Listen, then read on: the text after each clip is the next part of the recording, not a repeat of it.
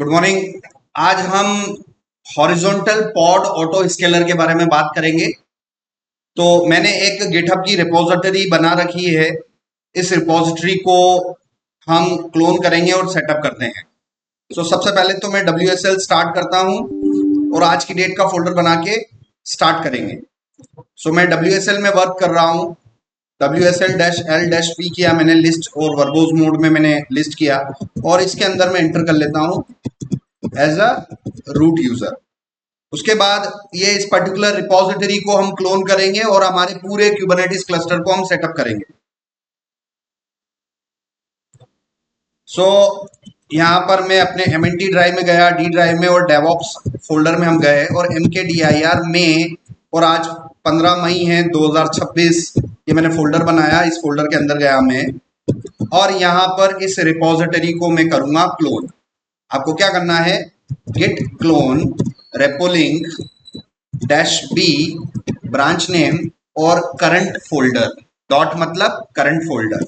ये सारी रिपोजिटरी, ये मेरी पब्लिक रिपोजिटरी यहीं पर क्लोन होके आ जाएगी और आप देखिए वो सारी फाइल्स जो आपको यहाँ इस रेपो पर दिखाई दे रही हैं वो आ जाएगी और यहाँ से मैं अपना क्लस्टर सेटअप कर लेता हूं।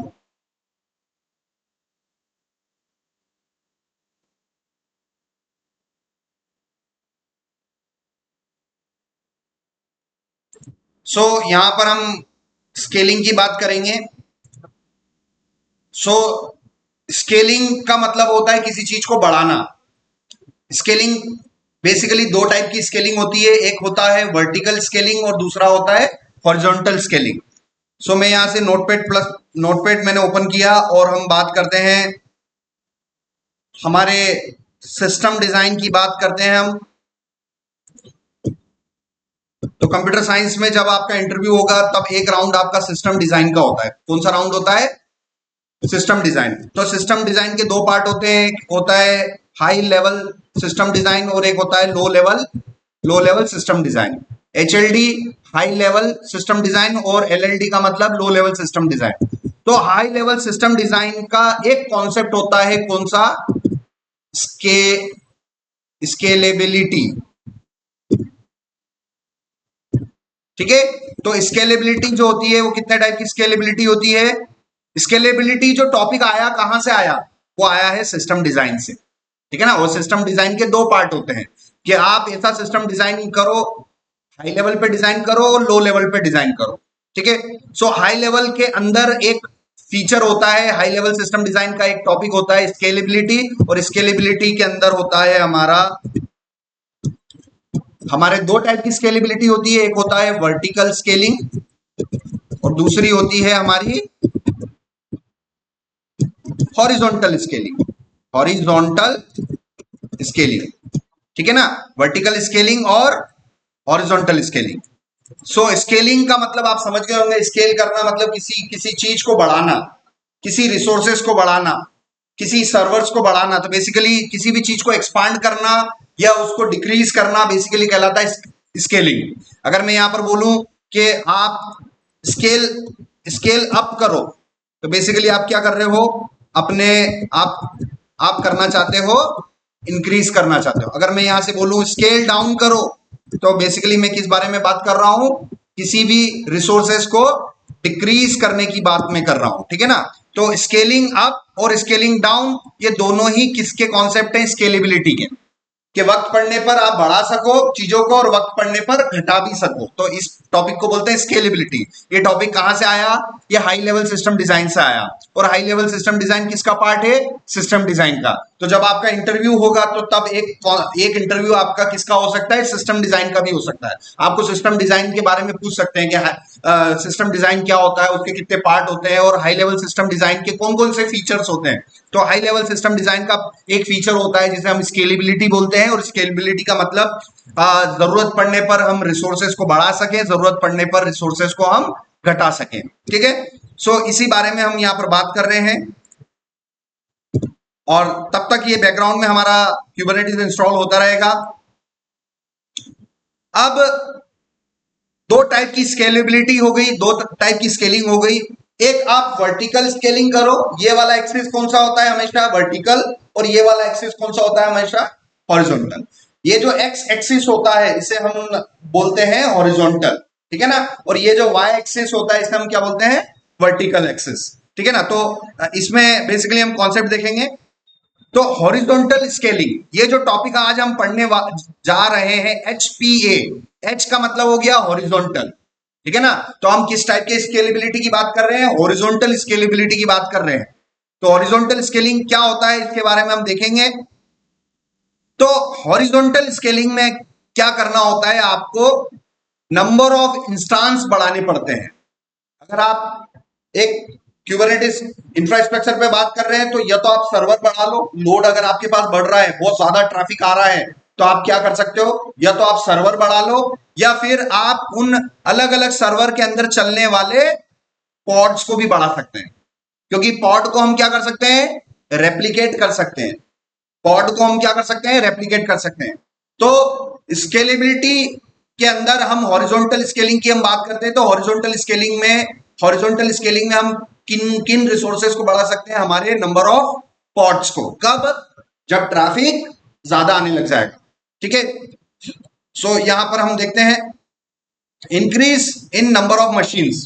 तो अगर क्लाउड की बात करें, AWS, एज़्योर और जीसीपी की हम बात करें, और वहां पर अगर हमारे पास बहुत सारा ट्रैफिक आ रहा है तो हम सबसे पहले किसको बढ़ा सकते हैं, नंबर ऑफ सर्वर्स को बढ़ा सकते हैं।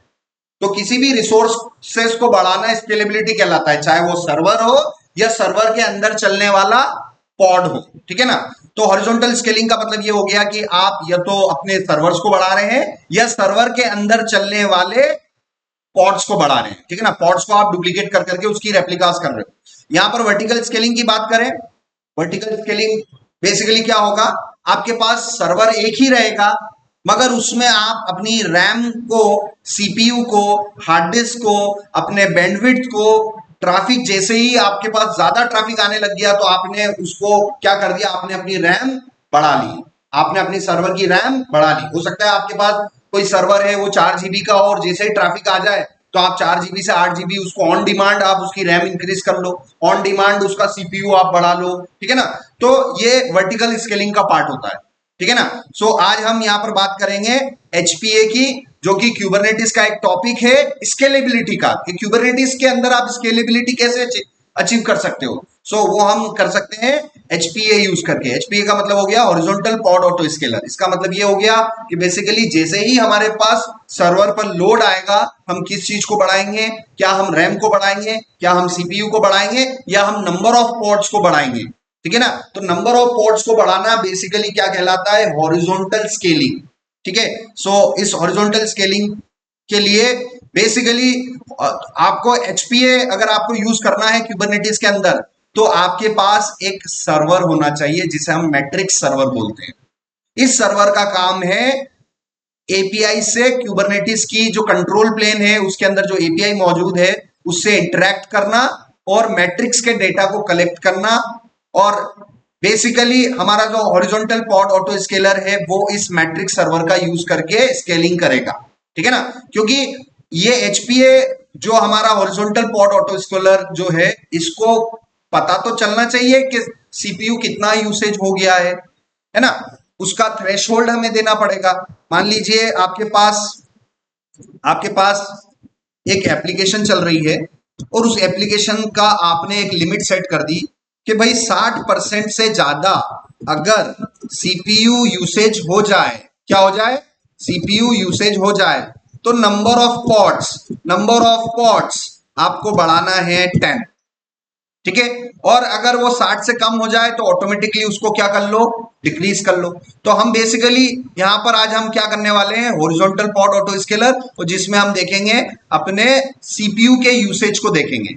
आप CPU के यूसेज के अलावा आप किसको देख सकते हो, रैम के यूसेज को भी देख सकते हो कि भाई रैम अगर बढ़ गई तो हॉरिजॉन्टल पॉड ऑटो स्केलिंग कर लो, अगर CPU बढ़ गया तो हॉरिजॉन्टल पॉड ऑटो स्केलर कर लो। अगर दोनों बढ़ गए, रैम भी साथ में बढ़ गया और CPU भी साथ में बढ़ गया, तो भी आप क्या अचीव कर सकते हो, आप हॉरिजॉन्टल HP अचीव कर सकते हो।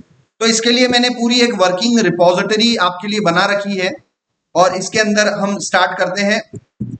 यहां से मैंने ट्री कमांड लिया और इस ट्री के अंदर देखो मैं सारा काम कस्टमाइज के थ्रू कर रहा हूं, और इस कस्टमाइज के अंदर हम गए और इसके अंदर हम देखते हैं हमने क्या कर रखा है। बेस फाइल मैंने ओपन किया और HPA का मैंने फोल्डर बनाया और सबसे पहले एक डिप्लॉयमेंट ले लिया और डिप्लॉयमेंट में कोई ना कोई इमेज होगी, कोई ना कोई एप्लीकेशन होगी और उस एप्लीकेशन, वो एप्लीकेशन आपकी अपनी Node.js की एप्लीकेशन हो सकती है, जावा की एप्लीकेशन हो सकती है।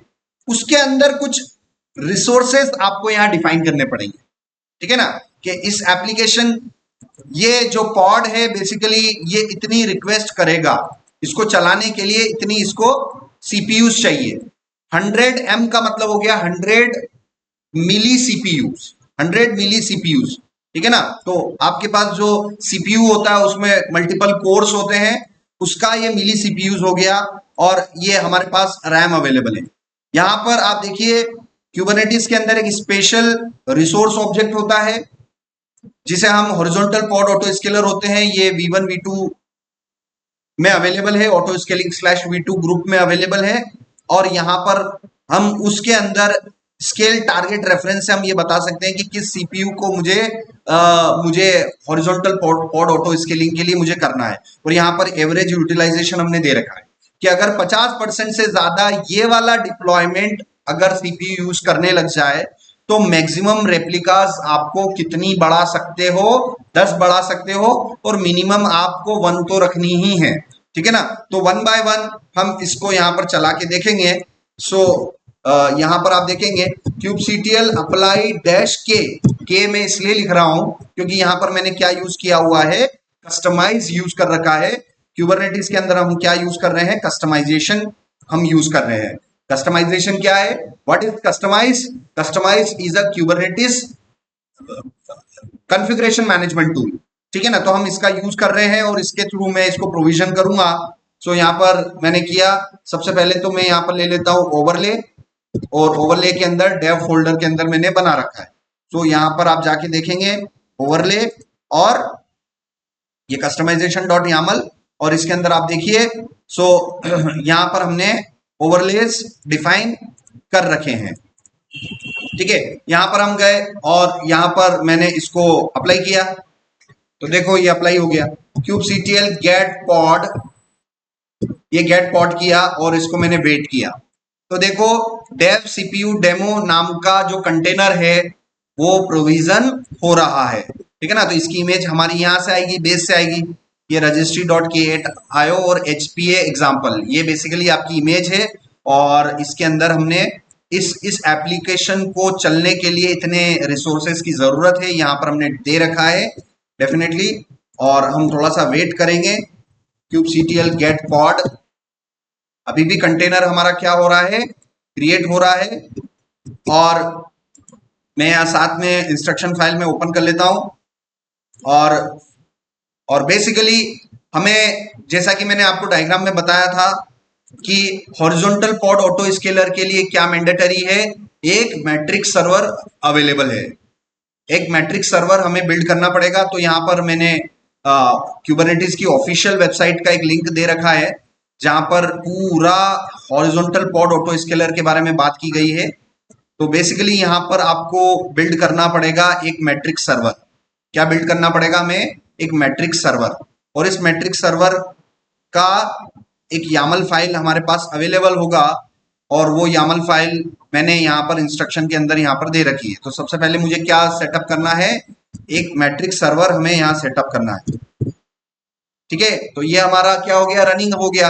अब यहाँ पर मुझे इस kubectl अप्लाई और ये मैट्रिक्स सर्वर वाली यामल जो है मैं इंटरनेट से इसको रन करूंगा और मैंने इस यामल फाइल को मैंने अप्लाई किया और kubectl get all और सारे नेम स्पेसेस से मैं यहाँ पर अगर देखूं तो आप देखना यहाँ पर हमारे पास मैट्रिक्स सर्वर आ चुका है, रेप्लिका सेट हमारे पास अवेलेबल है, हमारे पास मैट्रिक्स सर्वर का डिप्लॉयमेंट है। तो हमारे पास ऑब्वियसली मैट्रिक्स सर्वर का पॉड भी अवेलेबल होगा। ये हमारे पास मैट्रिक्स सर्वर का बेसिकली हमारे पास जो है सर्विस अवेलेबल है और मैट्रिक्स सर्वर की हमारे पास पॉड भी अवेलेबल है, ठीक है। सो मैट्रिक्स सर्वर के हमारे पास कितने पॉड्स आ रहे हैं, 2 पॉड्स आ रहे हैं, ठीक है ना। तो ये किस नेम स्पेस के अंदर जा रहे हैं, क्यूब सिस्टम नेम स्पेस के अंदर जा रहे हैं, ठीक है ना। तो हमारे पास कुल मिला के कहना ये है कि अगर आपको अपने क्यूबरनेटिस के अंदर क्या इंप्लीमेंट करना है, अगर एचपीए इंप्लीमेंट करना है तो आपके पास क्या होना चाहिए, एक मैट्रिक्स सर्वर होना चाहिए, जो कि ऑफिशियल यहाँ पर लिंक पर हमने दे रखा है। यहाँ से मैंने मैट्रिक्स सर्वर, ये जैसे इस मैट्रिक्स सर्वर पर हम जाएंगे, इस लिंक पर आप जाओगे तो कहीं ना कहीं इसका इंप्लीमेंटेशन का यामल फाइल मिल जाएगी और उसको आप चला सकते हो, ठीक है ना। इसको इंस्टॉल करने के लिए पूरा इंस्ट्रक्शन यहाँ दिया हुआ है, ये इंस्ट्रक्शन दिया हुआ है, यही यामल फाइल आपको अप्लाई करके क्या आपको इंस्टॉल कर लेना है, आपका matrix server. Matrix server mandatory है, किसके लिए, एचपीए के लिए। तो ये मैं यहाँ पर मैंने प्रोविजन किया। अब kubectl गेट पॉड किया मैंने यहाँ पर, तो देखो मेरी एप्लीकेशन चल रही है, ठीक है ना, मेरी एप्लीकेशन चल रही है। अब यहाँ पर हम बेसिकली उस इंस्ट्रक्शन डॉट txt को मैं यहाँ ओपन करूंगा और यहाँ पर हम देखेंगे। आपने HPA ऑब्जेक्ट देखने के लिए kubectl get HPA horizontal pod autoscaler, मैं यहाँ से इसका चेक करूंगा। तो देखो मैंने, जब भी आप HPA डिप्लॉय करते हो तो आपके पास एक डिप्लॉयमेंट आता है और आपको टारगेट सीपीयूज का आपने थ्रेशोल्ड दे रखा है कि आपने डिफाइन कितना कर रखा है, थ्रेशोल्ड 50%, जिसमें से अभी आपका वो एप्लीकेशन कितना परसेंट सीपीयू यूज कर रही है, 1% कर रही है। तो क्या आपने 50 थ्रेशोल्ड डिफाइन कर रखा है और अभी आप 1% यूज कर रहे हो, तो क्या आपने जो थ्रेशोल्ड डिफाइन कर रखा है वो थ्रेशोल्ड अभी क्या एक्सीड हुआ है, क्या नहीं हुआ है। जब तक थ्रेशोल्ड एक्सीड नहीं होगा, जब तक आपका सीपीयू बढ़ते बढ़ते 50% से ज्यादा ना हो जाएगा, तब तक आपके पॉड्स नहीं बढ़ेंगे। यहाँ पर आप देखो kubectl गेट पॉड किया मैंने, तो अभी मेरे नंबर ऑफ पॉड्स कितने हैं, 1 है, ठीक है ना। नंबर ऑफ पॉड्स कितने आ रहे हैं, 1 आ रहे हैं, मगर मैक्सिमम पॉड में कितने अचीव कर सकता हूं, 10 अचीव कर सकता हूं। कब, जब मेरा सीपीयू यूसेज 1% से कहा चले जाए, 51% पर चले जाए। 51% जैसे ही मेरे इस पॉड पर लोड आएगा और सीपीयू मेरा बढ़ेगा, मेरे नंबर ऑफ रेप्लिकास मैक्सिमम कहां तक पहुंच जाएंगे, 10 से। अभी मेरे पास नंबर ऑफ पॉड्स कितने हैं, 1, वो 1 से होगा 2, 2 से होगा 3, वो धीरे धीरे धीरे बढ़ते बढ़ते कहां तक वो बढ़ सकता है, 10 तक बढ़ सकता है। कि आप मेरे नंबर ऑफ हॉरिजॉन्टल पॉड में कितने स्केल कर सकता हूं, 10 कर सकता हूं, क्योंकि मैंने उस यामल के अंदर डिफाइन कर रखा है कि भाई मैक्सिमम कितना बढ़ाना है आपको लोड आने पर, सीपीयू पर लोड आने पर। तो चलो अभी हम सेटअप करते हैं 1 बाय 1। तो सबसे पहले ये यहां पर मैंने kubectl गेट HPA किया और इसको kubectl गेट HPA करके मैं इसको kubectl गेट HPA किया मैंने, और इसको मैं क्या कर लेता हूं, वॉच कर लेता हूं, या डैश डैश वॉच। तो आप इस कमांड से भी इसको वॉच कर सकते हो। अब मुझे ये टेस्टिंग करने के लिए अपने इस विंडो को थोड़ा स्प्लिट करना पड़ेगा, तो उसके लिए मैंने पीपीटी के अंदर लास्ट में मैंने ये शॉर्टकट की दे रखी है, टर्मिनल की। तो मुझे एक वर्टिकल पैन क्रिएट करने के लिए अल्ट शिफ्ट और प्लस, ठीक है ना। तो यहां पर देखना अल्ट शिफ्ट और प्लस, तो मेरा देखो ये कितने विंडो में स्प्लिट हो गया, 2 विंडो में हो गया। अब मैं वापस से अल्ट शिफ्ट प्लस करूं तो मेरे कितने विंडो में स्प्लिट हो गया, 3 विंडो में। तो मैं जितने चाहूं विंडो ऐसे स्प्लिट कर सकता हूं। अब मुझे क्या करना है, अगर इंक्रीज करना है पेन का साइज, तो अल्ट शिफ्ट और एरो की, TRBL, top right bottom left, ठीक है ना। तो आप देखना ये इसको मैंने सिलेक्ट किया, अल्ट शिफ्ट, और मैं ये लेफ्ट वाला कर रहा हूं, ठीक है ना। अब इसका साइज बढ़ाना है तो मैंने राइट वाला किया। तो इस तरीके से मैं साइज बढ़ा या घटा सकता हूं। तो अब यहां पर मैं WSL-L-V पर गया। अब मैं इसमें चलते हुए कंटेनर के अंदर जाना पड़ेगा अंदर, ubuntu-u रूट, अंदर गया। किसके अंदर जाना पड़ेगा, अपनी डायरेक्टरी के अंदर जाना पड़ेगा, MNT D ड्राइव डेवॉप्स में 15 के अंदर गया। देखो यहाँ आ गया, यहाँ से भी आ जाते हैं WSL-D ubuntu-u रूट, ठीक है ना। कुल मिला के हमें वहां तक जाना पड़ेगा जहां तक आपकी रिपोजिटरी पड़ी हुई है, जहां पर आपका प्रोजेक्ट पड़ा हुआ है। तो डी ड्राइव के अंदर, डेवॉप्स के अंदर और में 15 के अंदर, तो दोनों के अंदर आ चुका हूं। अब यहाँ पर मैंने HPA वॉच कर लिया, यहाँ पर मैं क्या वॉच कर लेता हूँ, kubectl गेट पॉड, और उसको मैं वॉच कर लेता हूँ।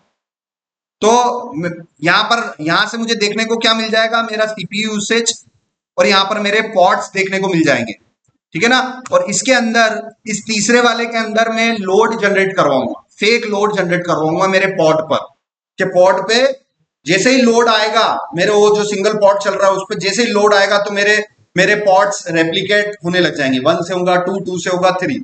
तो उसके लिए यहाँ पर हमने एक YAML फाइल के अंदर यहाँ पर हमने लोड जनरेट करने के लिए एक टेम्परेरी कंटेनर बनाएंगे बिजी बॉक्स का, और उसके अंदर हम एक इनफाइनाइट वाइल लूप चला लेंगे और हमारी सर्विसेज को कॉल करेंगे। तो जैसे ही ये इनफाइनाइट लूप चलेगा, क्योंकि इनफाइनाइट लूप चल रहा है तो पॉड बार बार रिक्वेस्ट करेगा, बार बार रिक्वेस्ट करेगा, तो बार बार एपीआई कॉल होगी, बार बार एपीआई कॉल होगी, तो आपके सीपीयू यूसेज बढ़ने लग जाएगा, ठीक है ना। तो यहां पर मैं गया, एक मैंने टेम्परेरी कंटेनर, मैंने इस तीसरे वाले के अंदर टेम्परेरी कंटेनर मैंने लिया।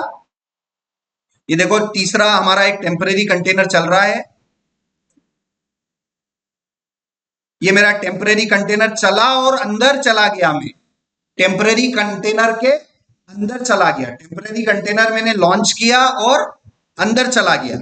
ये देखो, आपको पता है kubectl run -it, ये कमांड से क्या होता है, बेसिकली आप इमेज को रन करोगे और साथ साथ में उसको इंटरेक्टिव टर्मिनल मोड में शेल से आप उस कंटेनर के अंदर एंटर कर रहे हो।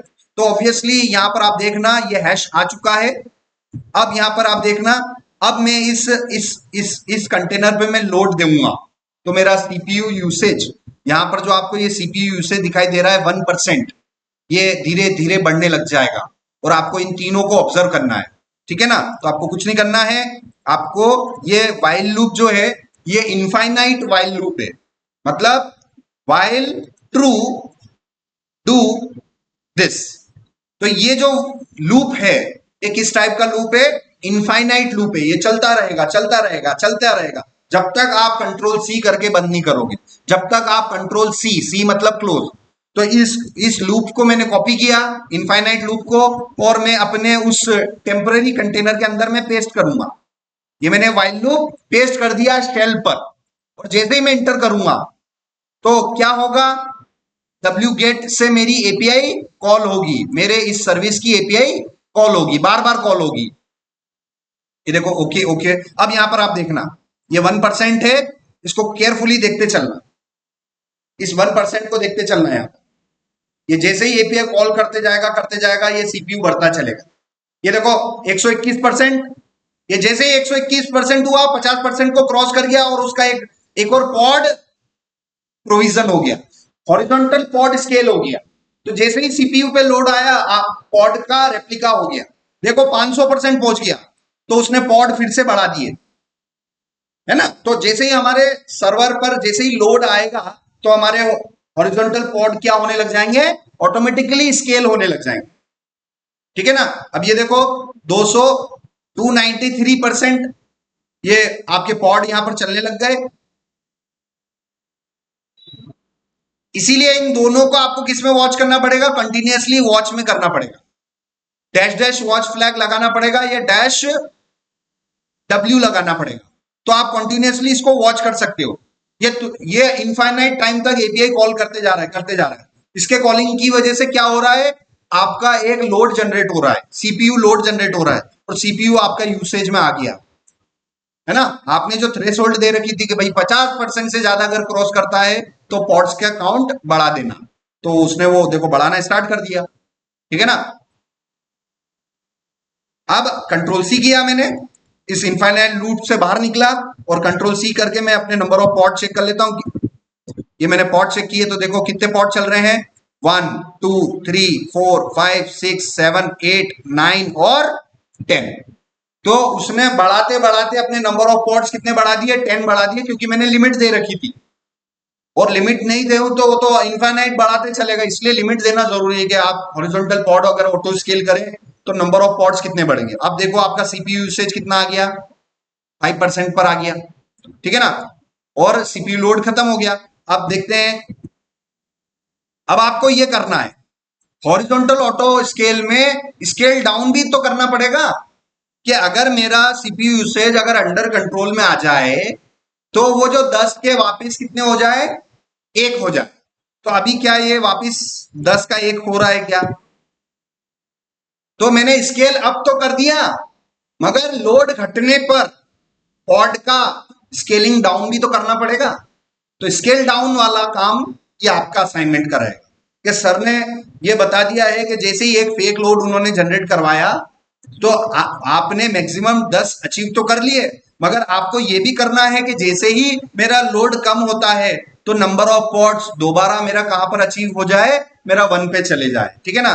ट्रैफिक बढ़ने पर, सीपीयू लोड बढ़ने पर पॉड्स बढ़ जाए और सीपीयू लोड कम होने पर पॉड्स दोबारा कम हो जाए, ये आपको करना पड़ेगा। आधा पार्ट मैंने बता दिया है, आधा पार्ट आपको एज एन असाइनमेंट आपको करना है।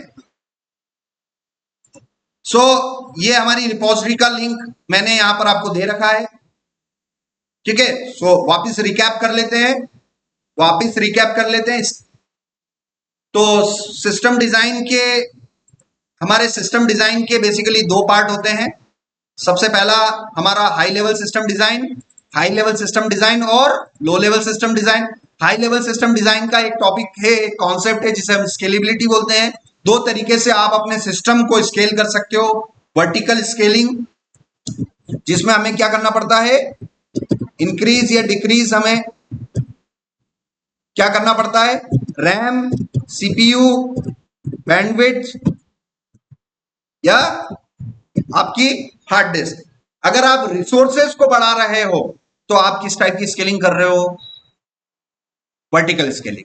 अगर आप सर्वर को बढ़ा रहे हो, अगर आप इंस्टांस को बढ़ा रहे हो, अगर आप सर्वर्स को बढ़ा रहे हो, अगर आप पॉड्स को बढ़ा रहे हो तो आप किस टाइप की स्केलिंग कर रहे हो, आप हॉरिजॉन्टल स्केलिंग कर रहे हो। ठीक है ना? तो अगर रैम बढ़ाना है, जैसे ही ट्रैफिक आ गया ऑन द स्पॉट रैम बढ़ाना है, ऑन द स्पॉट सीपीयू बढ़ाना है, ऑन द स्पॉट बैंडविड्थ बढ़ाना है, ऑन द स्पॉट स्टोरेज बढ़ाना है, that is a part of vertical scaling. जैसे ही ट्रैफिक आया, अगर आपको इंस्टांस बढ़ाने हैं, अगर आपके अपने इंस्टांस बढ़ाने हैं, आपको अगर अपने सर्वर बढ़ाने हैं, अगर आपको अपने पॉड्स बढ़ाने हैं, that is a topic of vertical scaling. तो ये आपको थोड़ा ध्यान रखना है।